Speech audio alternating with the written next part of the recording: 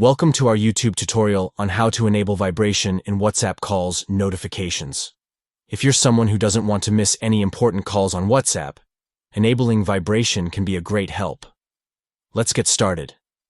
First, open WhatsApp on your Android device. Next, tap the three dots located at the top right corner of the screen. Then, tap on Settings from the menu that appears.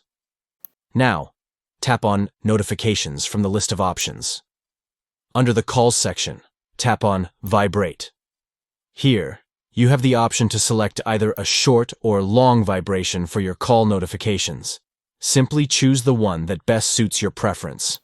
And there you have it. You have successfully enabled vibration in WhatsApp calls notifications.